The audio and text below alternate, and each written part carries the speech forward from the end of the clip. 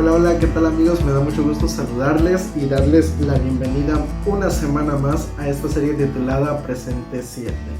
Doy gracias a Dios porque podemos estar teniendo la oportunidad de tener este comentario en esta semana. La verdad es que antes de comenzar con la lección me gustaría pedir una disculpa. La semana pasada no pudimos tener el comentario de la lección por cuestiones personales de salud, pues no pudimos tenerlo a tiempo y pues no se pudo subir, pero gracias a Dios estamos mejor y esta semana pues estamos ya preparados con la lección número 5 para el 3 de agosto del año 2024. Hemos iniciado un nuevo mes, el segundo mes de este trimestre, y estamos agradecidos con Dios porque de verdad, sin duda alguna, vemos que esta comunidad cada día va creciendo y va llegando a más personas y queremos que siga llegando a más personas. Por eso quiero pedirte que si aún no te has suscrito a este canal, lo puedas hacer, que te suscribas. Esto nos ayuda muchísimo y también no te vayas sin dejar tu like, no te vayas sin compartir, sin comentar, porque al final de cuentas todo eso nos ayuda a poder seguir llegando a nuevas personas, a poder seguir llevando estos mensajes de la palabra de Dios a aquellos que aún no conocen a Cristo Jesús. Entonces, por esa razón me gustaría invitarte para que por favor nos apoyes de esta manera y así también poder seguir llevando el mensaje a otros. Y bueno, vamos entonces a entrar, como te decía, a la lección número 5, que lleva como título Milagros alrededor del lago.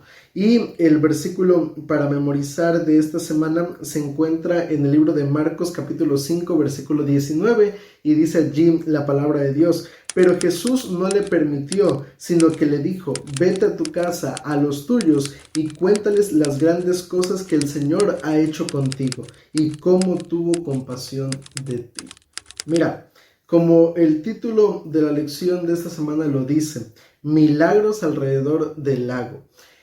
Buena parte del ministerio de Jesús se desarrolló básicamente en Galilea, específicamente justo allí en el lago o en lo que se conocía en aquel entonces como el Mar de Galilea. Y mira, este lugar, algunas de las medidas y datos interesantes es que mide aproximadamente 21 kilómetros de largo por 13 kilómetros de ancho y se considera que es el cuerpo de agua más grande de la zona, además de que pues es un agua que, según los historiadores, según las personas que han estado en aquel lugar, yo nunca he estado, ojalá que algún día pueda estar y también desde allí comprobar si es cierto o no, pero según algunos datos dice que es el cuerpo de agua dulce más grande que hay en aquella región, y las corrientes de aire es lo que en ocasiones permite que se levanten grandes tormentas allí en el Mar de Galilea. Incluso es una zona que está bastante baja allí en esa parte, y la verdad que es un lugar, según viendo algunos videos que encontrábamos ahí en YouTube, es un lugar bastante grande, impresionante, y pues desde esa zona, desde ese lugar, fue allí donde Jesús desarrolló buena parte de su ministerio, donde dio lecciones y enseñanzas muy valiosas, no solamente para sus discípulos, sino también para cualquier persona que seguía el ministerio de Jesús. Y esta semana nosotros nos vamos a enfocar a terminar básicamente de estudiar el capítulo 4 del libro de Marcos y hasta el capítulo 6 de este mismo libro. Y de allí vamos a comprender, porque mira, justamente estos relatos que vamos a estudiar durante esta semana tienen un propósito en específico.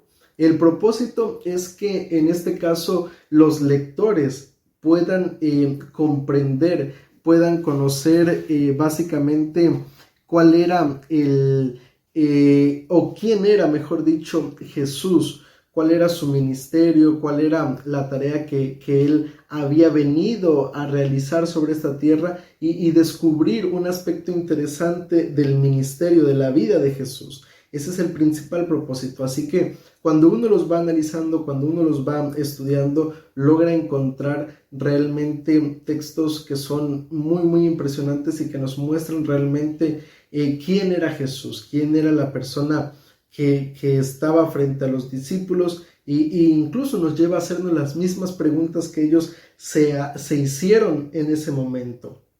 Y mira, vamos entonces, por cierto, la lección de esta semana la vamos a dividir básicamente en 3 partes. Y bueno, vamos a ir a la primera parte de nuestro estudio, que lleva como subtítulo Calmando una tormenta. Y mira, vamos a leer Marcos capítulo 4. En el capítulo 4, a partir del versículo 35 hasta el verso 41, encontramos básicamente una de las primeras historias que se desarrollan allí en el lago de Galilea. Y es que justamente en una ocasión Jesús le propone a sus discípulos pasar al otro lado del mar o al otro lado del lago de Galilea. Y cuando hacen esto, Jesús junto con sus discípulos despiden a la multitud, se suben a la barca y dice allí el texto bíblico que en este caso a partir del versículo 37 menciona lo siguiente: pero se levantó una gran tempestad de viento que echaba las olas en la barca de tal manera que ya se anegaba. Él estaba en la popa durmiendo sobre un cabezal. Lo despertaron y le dijeron: Maestro, ¿no tienes cuidado que perecemos? Él, levantándose, reprendió al viento y dijo al mar: Calla, enmudece. Entonces cesó el viento y sobrevino una gran calma, y les dijo: ¿Por qué estáis así amedrentados? ¿Cómo no tenéis fe? Entonces sintieron un gran temor y se decían el uno al otro: ¿Quién es este que aún el viento y la mar le obedece? Mira, la historia nos narra este episodio y a mí me gustaría resaltar algunos puntos interesantes de esta historia, iniciando en primer lugar por la persona que propone la idea de ir al otro lado del mar. La persona que propuso la idea, según Marcos capítulo 4, versículo 35, fue el mismo Jesús. Jesús le dijo a sus discípulos: pasemos al otro lado. Y mira, si hay algo que es una realidad, es el hecho de que tenemos un Dios que es omnisapiente, que sabe lo que va a ocurrir mucho antes de que ocurra. Y era lógico, era obvio que teniendo en cuenta esta cualidad de Jesús, esta cualidad de Dios, Él sabía que se acercaba una tormenta. Jesús sabía que se acercaba una tormenta. Y aún así, Jesús le propone a sus discípulos pasar al otro lado del mar. ¿Por qué Jesús hace esto? Porque mira, muchas veces vamos a encontrar que Dios permite que ciertas circunstancias lleguen a nuestra vida para fortalecer nuestra fe, permite que ciertas circunstancias lleguen a nuestra vida para ayudarnos a madurar, para poder entonces acercarnos más a Él. Y en este caso Jesús conduce a sus discípulos directamente hacia la tormenta, y a partir en este caso del versículo 38, 37 en adelante encontramos algo que en términos bíblicos se conoce como teofanía. La teofanía es básicamente un relato que se nos muestra, en este caso la aparición de parte de Dios o la aparición de parte de alguno de sus ángeles, y básicamente tiene ciertas características, por lo menos 5 características que son muy importantes de una teofanía, y que en el relato de Marcos capítulo 4 versículos 35 al 41 encontramos básicamente eso, pero con una pequeña diferencia que es interesante y que incluye básicamente al lector a responder a esa última parte de esta teofanía. ¿Cuáles son esas 5 características? Número 1, la demostración del poder divino. Número 2, el temor humano. Número 3, la exhortación: no temas. La cuarta, las palabras de revelación por la que Dios o el ángel aparecen.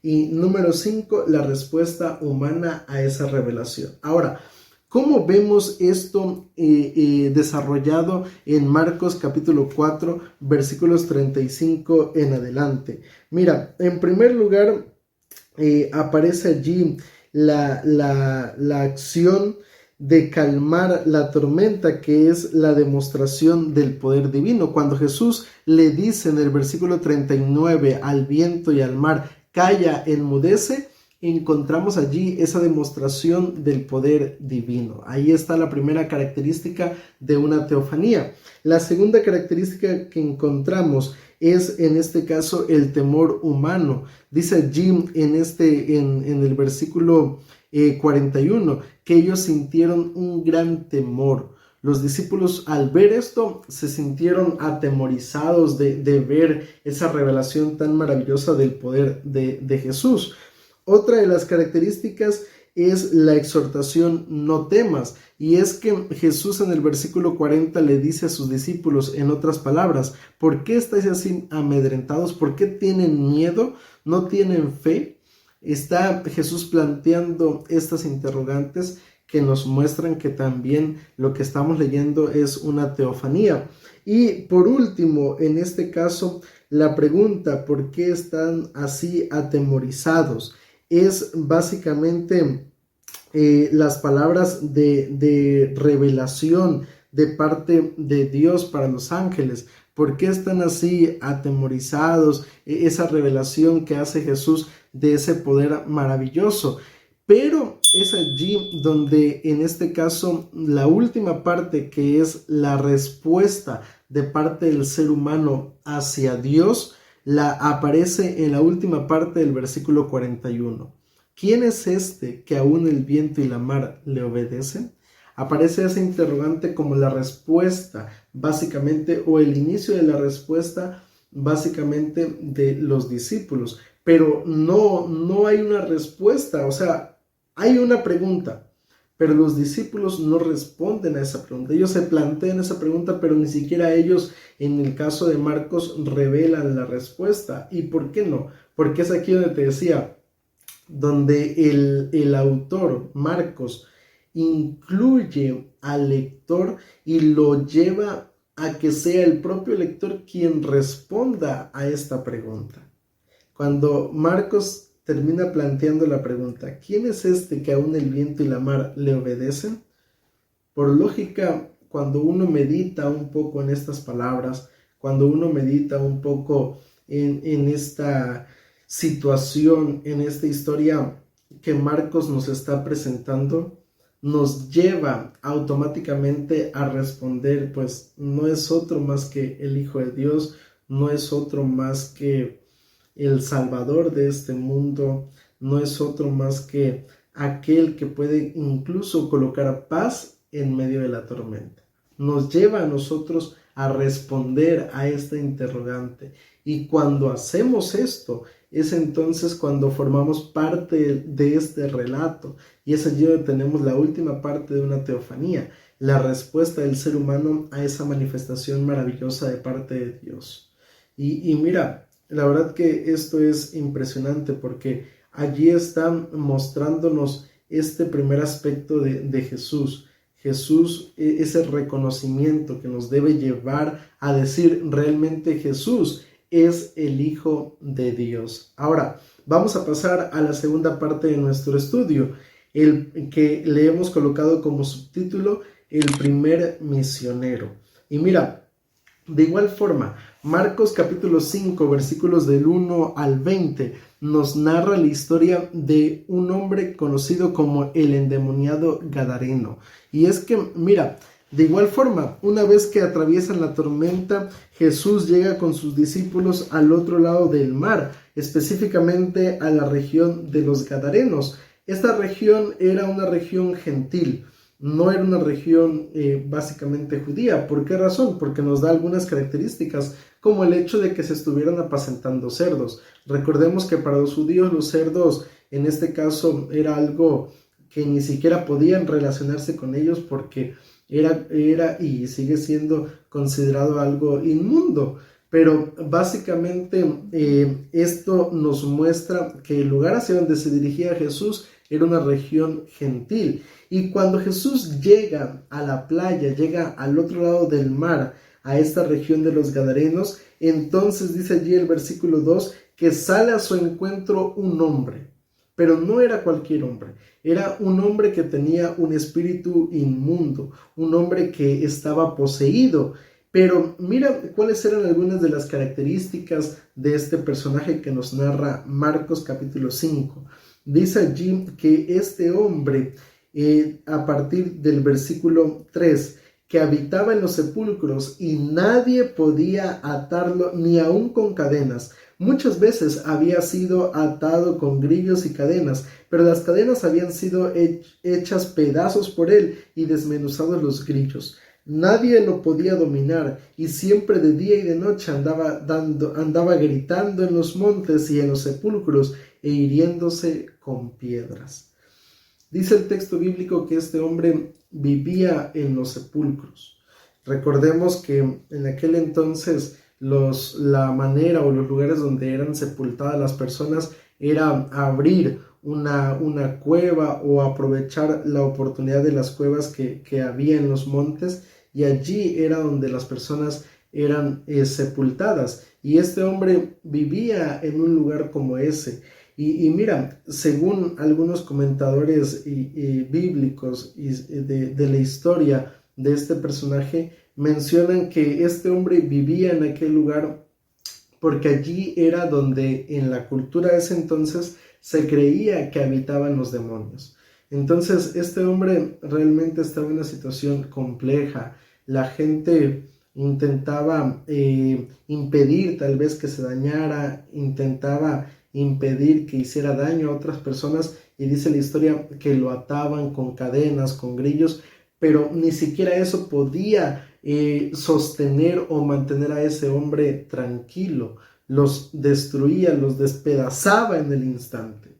Y no solamente eso, sino que este hombre dice que andaba desnudo, andaba dando voces, gritando por todos lados, y además de eso hiriéndose con piedras y bueno, una cosa realmente terrible. Eso era una verdadera tormenta para este personaje. Eso era algo que tal vez ni siquiera lleguemos a imaginar, tanto sufrimiento, tanto dolor, tantas circunstancias que este hombre atravesó en su vida. Pero dice el texto bíblico que inmediatamente cuando Jesús llega a la playa, este hombre acude a Jesús.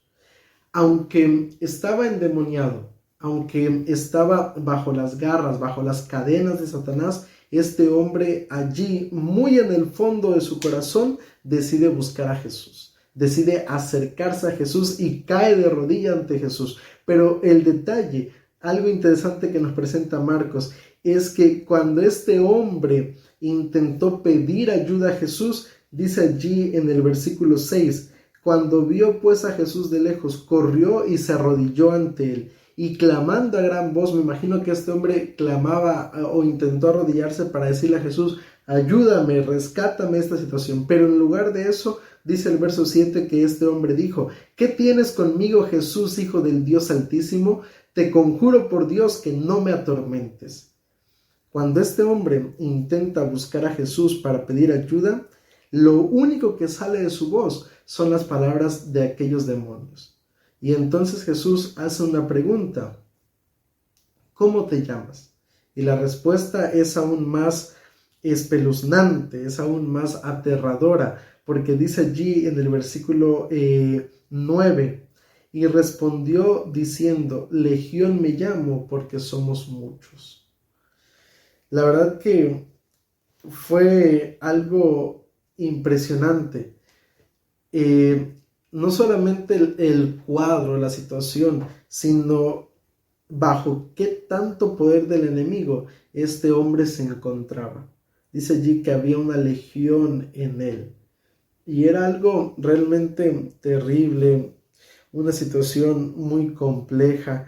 Pero dice allí el texto bíblico que entonces los demonios le piden a Jesús que les dé la oportunidad de entrar a un hato de cerdos, que les dé la oportunidad. Había allí, dice que estaba allí un hato de cerdos y estaba estos demonios que le piden a Jesús que le dé la oportunidad de entrar a estos cerdos, y Jesús les da la oportunidad, y cuando entran, dice el texto bíblico que entonces aquel hato se desparramó. Y la gente salió, los que cuidaban los cerdos salieron corriendo a informar a la multitud, al resto del pueblo, lo que habían visto. Y cuando ocurre esto, dice allí que entonces a partir del versículo 14, los que cuidaban los cerdos huyeron y dieron aviso en la ciudad y en los campos, y la gente salió a ver qué era aquello que había sucedido. Llegaron a Jesús y vieron al que había estado atormentado por el demonio, el que había tenido la legión, sentado, vestido y en su juicio cabal, y tuvieron miedo. Y los que lo habían visto le contaron lo que le había acontecido al que había tenido el demonio y lo de los cerdos. Entonces comenzaron a rogarle que se fuera de sus contornos. La gente va a ver qué era lo que había ocurrido, y cuando llegan encuentran a este hombre sentado, vestido y en su juicio cabal. No era el mismo endemoniado que andaba gritando, que andaba atormentando a las personas, no era el mismo que se lastimaba a sí mismo, no era el mismo que vivía en los sepulcros, sino que ahora este hombre estaba allí ante Jesús como una persona diferente. Y qué maravilloso es esto, porque nos muestra entonces verdaderamente una parte de ese poder tan maravilloso que tiene Jesús. Un poder que ni siquiera los demonios, que ni siquiera las peores tentaciones, las peores situaciones en las que podamos estar pueden resistirse verdaderamente al poder de Dios. Y eso me encanta, me fascina saber que tenemos un Dios poderoso que cuando dice, como dice la Biblia, cuando los demonios escuchan su nombre, tiemblan ante la presencia de Cristo Jesús. Y eso es realmente asombroso, es maravilloso conocer este aspecto del carácter de Cristo. Pero no para todos significó lo mismo. Para la multitud, cuando vieron lo que había acontecido, cuando escucharon lo que Jesús había hecho, en lugar de alegrarse por aquel endemoniado, por aquel hombre que había estado sufriendo por tanto tiempo, le piden a Jesús que se vaya. Para ellos, tal vez era más importante lo que habían perdido que lo que habían ganado. Para ellos era más importante los cerdos que el encontrar o que el ver la transformación de la vida de un hombre. Pero la historia no termina allí, porque Jesús en el versículo 18 dice: al entrar él en la barca, el que había estado endemoniado le rogaba que lo dejara quedarse con él, pero Jesús no se lo permitió, sino que le dijo: vete a tu casa, a los tuyos, y cuéntales cuán grandes cosas el Señor ha hecho contigo y cómo ha tenido misericordia de ti. Él se fue y comenzó a publicar en Decápolis cuán grandes cosas había hecho Jesús con él, y todos se maravillaban. Porque este hombre fue el primer misionero enviado por Jesús a una región gentil. Fue un hombre que cuando Jesús lo transformó, su primer impulso fue decidir seguir a Jesús. Pero la respuesta de Jesús fue: mira, no, tú tienes que quedarte aquí. Tú tienes que quedarte y ir, predicar, contarle a las personas lo que he hecho en tu vida. En muchas ocasiones encontramos a Jesús pidiéndole a las personas que guarden silencio ante los milagros que él había realizado. Y claro, al final ni le hacían caso tampoco, porque iban y le contaban a todo el mundo lo que Jesús había hecho, aunque Jesús les pidiera que guardara silencio. Pero en este relato Jesús no le pide a este hombre que guarde silencio, sino le dice: cuéntale a las personas lo que Dios ha hecho, las grandes maravillas que Dios ha hecho en tu vida. Y aquí es donde te pregunto, te planteo esta cuestión a ti: ¿qué grandes cosas ha hecho Dios en nuestra vida? ¿Qué grandes maravillas tal vez ha hecho Dios? ¿Qué manifestaciones del poder de Dios se han revelado en nuestra vida? ¿Y qué hemos hecho? ¿Será que hemos guardado silencio o vamos y les contamos a las personas lo que Dios ha hecho en nuestra vida. En lo personal, creo que Dios ha hecho muchas cosas por mí, por mi familia, y realmente estoy agradecido por eso. Y cada vez que tengo la oportunidad le cuento a las personas. Y de hecho, mira, te soy sincero, uno de los motivos por los cuales creé este canal de YouTube es para poder contarle a las personas qué es lo que yo conozco de Cristo Jesús, qué es lo que Dios ha hecho en mi vida. De hecho, hay un testimonio muy bonito que compartí hace varios años atrás, en donde contaba justamente una de las maravillas que Dios había hecho en mi vida y cómo había respondido a una de esas oraciones. Te voy a dejar aquí el enlace para que lo veas, porque realmente creo que hay mucho que decir de lo que Dios ha hecho en nuestra vida y tenemos que hacerlo, tenemos que predicar, tenemos que contarle a las personas las grandes maravillas que Dios ha hecho por cada uno de nosotros. Ahora, vamos a ir a la última parte de nuestra lección, que es la parte más extensa, porque es la parte que hemos colocado como título Historias Sándwich. La semana antepasada veíamos relatos de Jesús, en donde el libro de Marcos iniciaba contándote una historia, de pronto era interrumpida por otra historia y terminaba al final con la historia original. A esto se le conoce en el libro de Marcos y en otros evangelios como historia sándwich. Y en el libro de Marcos, al menos en los últimos días de la lección, encontramos justamente varios relatos como estos. Y en primer lugar, vamos a ver la parte, o vamos a conocer el aspecto de Jesús como sanador, como médico. Y es que Marcos capítulo 5, pero a partir del versículo 21 hasta el versículo 43, encontramos dos relatos. El primero es el relato de la hija de Jairo, un hombre que dice allí el texto bíblico en el versículo 22 que era un alto dignatario de la sinagoga, era un hombre bastante importante para el pueblo de Israel. Y este hombre, dice allí el versículo 22, que decide acudir a Jesús. Dice específicamente el verso 22, y vino un alto dignatario de la sinagoga llamado Jairo. Al verlo, se postró a sus pies y le rogaba diciendo, mi hija está agonizando, ven y pon las manos sobre ella para que sea salva y viva. Un hombre muy importante de la sinagoga decide acudir a Jesús. Decide acudir a Jesús porque tenía una necesidad. Su hija estaba muriendo. Y mira, esta historia es interesante. ¿Sabes por qué? Porque tiene algunos elementos que nos muestran cómo reacciona el ser humano cuando está frente a una situación de alguna cosa que verdaderamente le importa. Recordemos que los escribas, los fariseos, las personas que trabajaban en el templo no congeniaban con Jesús. Realmente no apoyaban el ministerio de Jesús, al contrario, lo señalaban y buscaban ocasiones para deshacerse de él.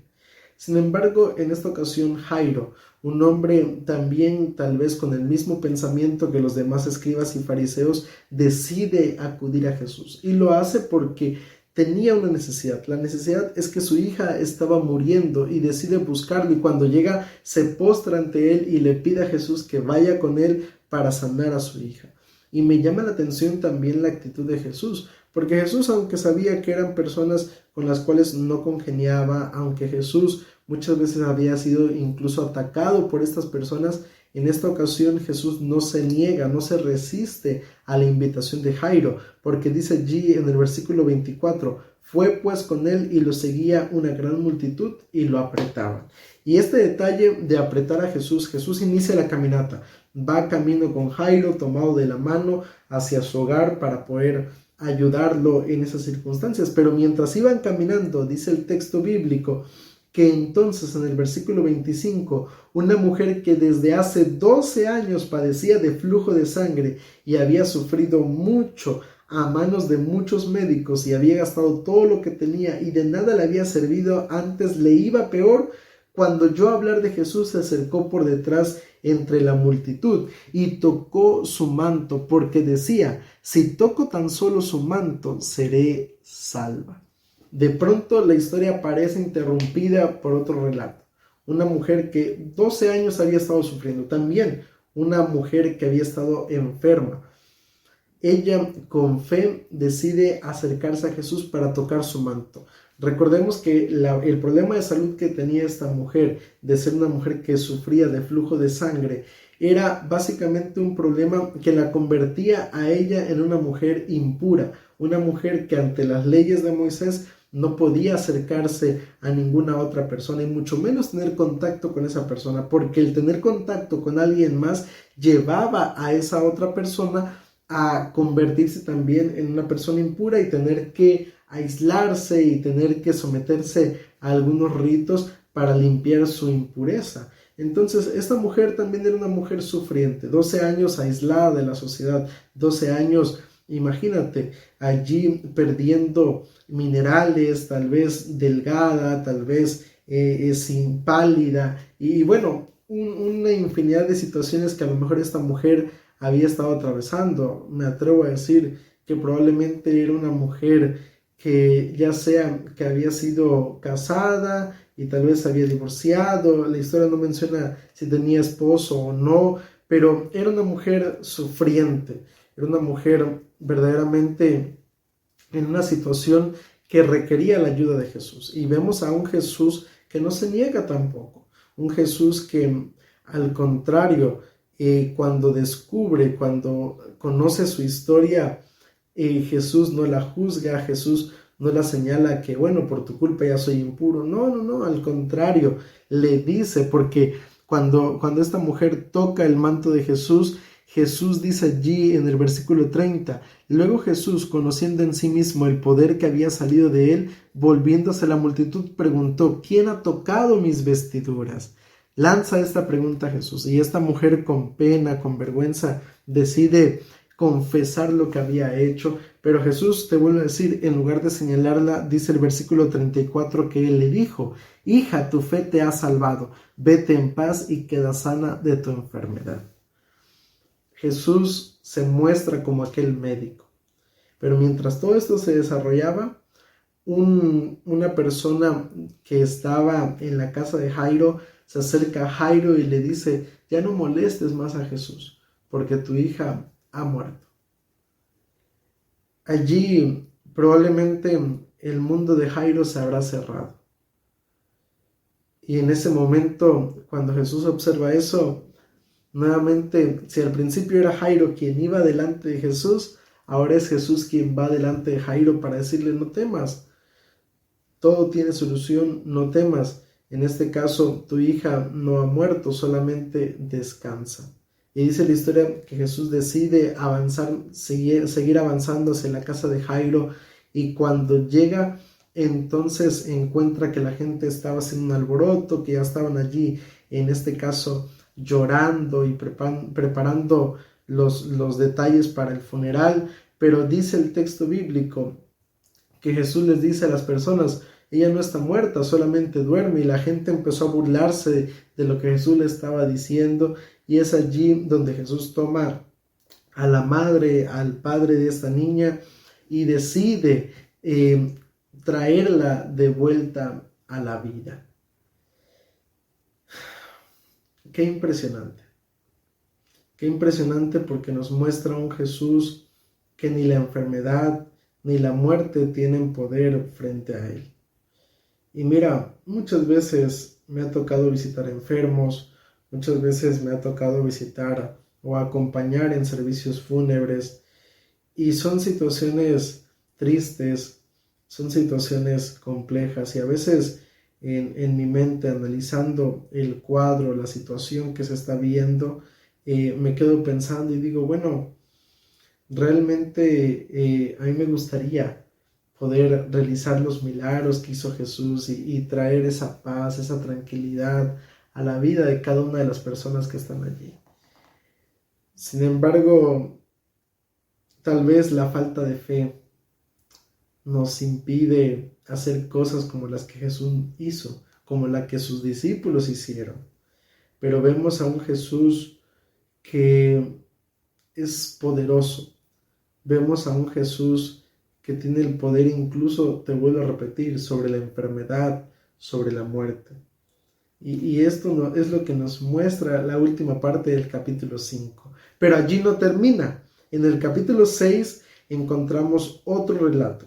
Encontramos a Jesús predicando en una sinagoga de su lugar de nacimiento, de su lugar de origen, perdón, no de nacimiento, sino su lugar de origen. Y allí donde Jesús está predicando en aquel lugar, la multitud, dice en el versículo 3, que empezó a preguntarse, ¿no es este el carpintero hijo de María, hermano de Jacobo, de José y de Judas y de Simón? ¿No están aquí también con nosotros sus hermanas? Menospreciando a Jesús, menospreciando la obra que Jesús estaba realizando.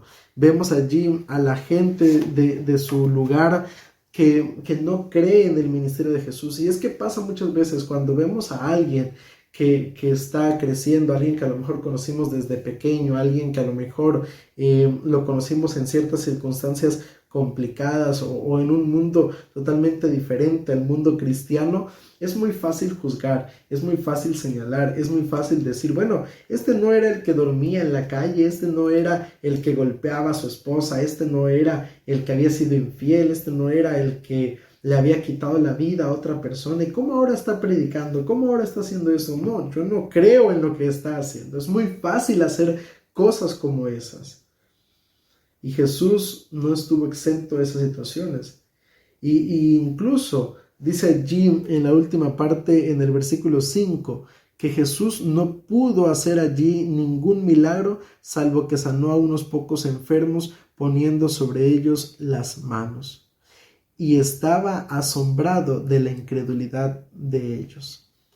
Te vuelvo a repetir, la gente que conoció a Jesús de pequeño, que conoció a su familia, no creía en Jesús, no creía que realmente Jesús fuera un verdadero maestro, creían que era un charlatán, un impostor, y esa falta de fe fue lo que impidió que Jesús pudiera hacer más por la gente que él había conocido desde pequeño, por la gente que tenía alguna necesidad allí en el lugar donde él estaba.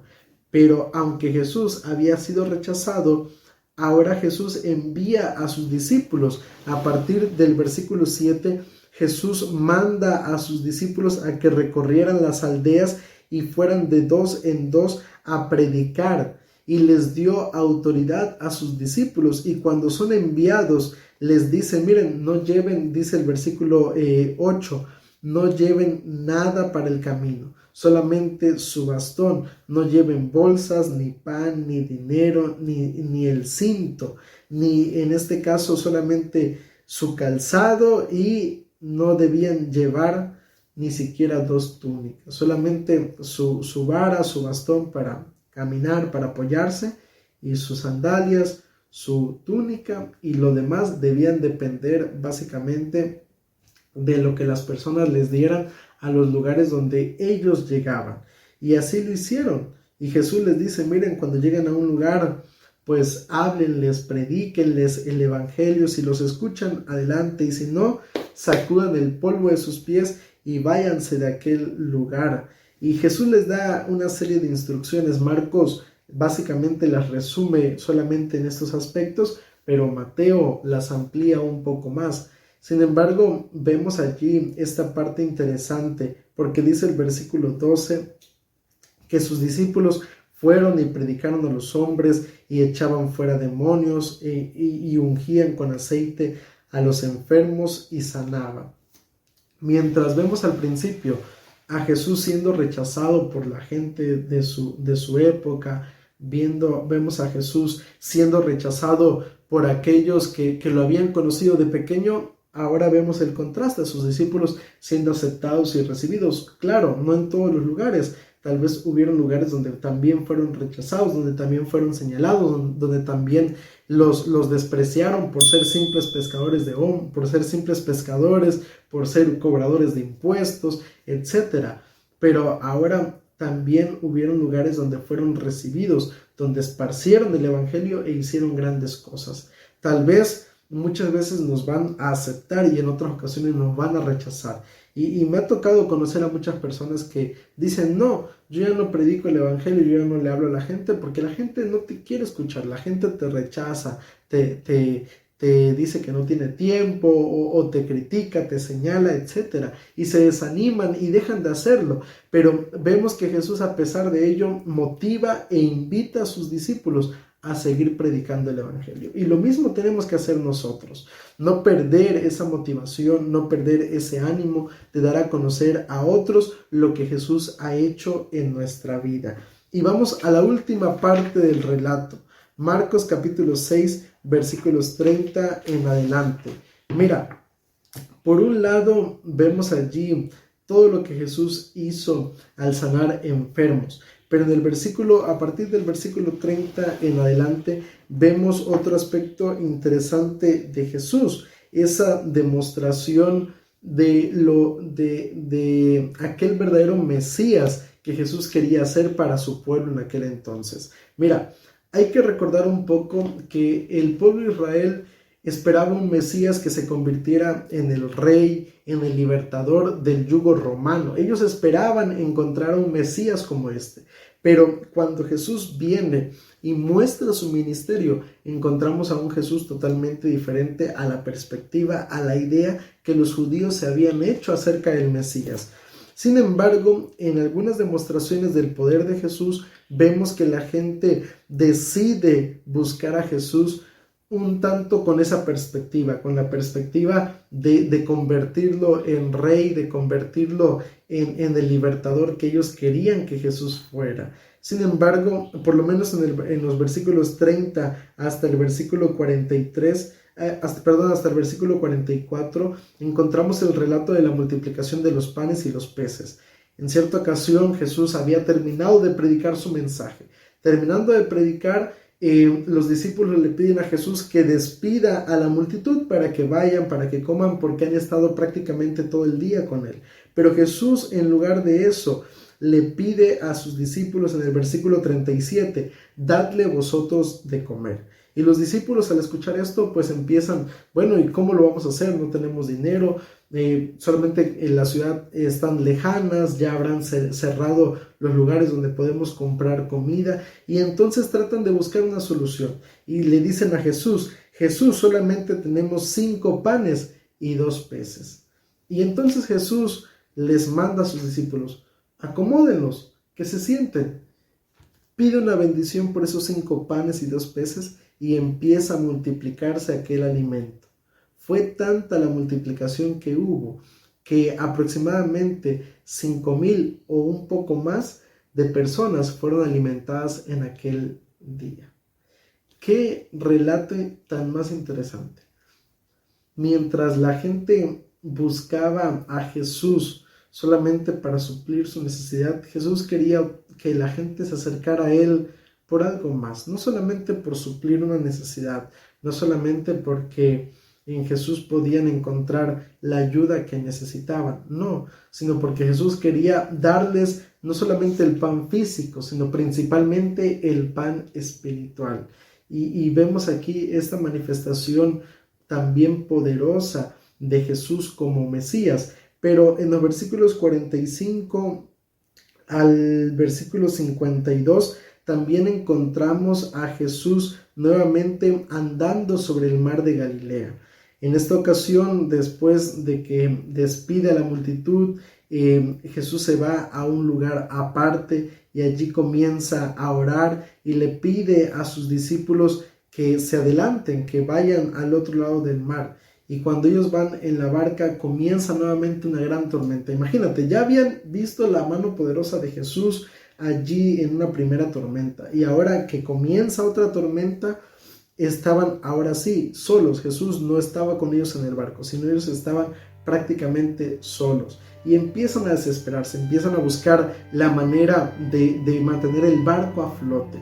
Y cuando estaba desarrollándose todo esto, dice allí en el versículo 49, viéndolo ellos andar sobre el mar, pensaron que era un fantasma y gritaron, porque todos lo veían y se asustaron. Pero enseguida Jesús habló con ellos y les dijo, tened ánimo, soy yo, no temáis. Y en el versículo 51 dice: subió a la barca con ellos y se calmó el viento. Ellos se asustaron mucho y se maravillaban, pues aún no habían entendido lo de los panes por cuanto estaban endurecidos sus corazones. Dice el texto bíblico que Jesús acude a sus discípulos caminando. Jesús va a este lugar frente a ellos y hace otra manifestación poderosa que demostraba que verdaderamente estaban frente a una persona que era diferente. Y creo que todos estos aspectos del ministerio de Jesús nos muestran realmente que tenemos a un Dios que es maravilloso, un Dios que es poderoso, un Dios que está siempre presente en la vida de sus hijos. Y yo quiero invitarte en esta ocasión a que aprendamos a conocer a Jesús, a que aprendamos a verlo con esos ojos de la fe y a confiar plenamente en sus promesas, a tratar de verdaderamente como discípulos de Jesús tener una relación personal con Él y así vivir por fe.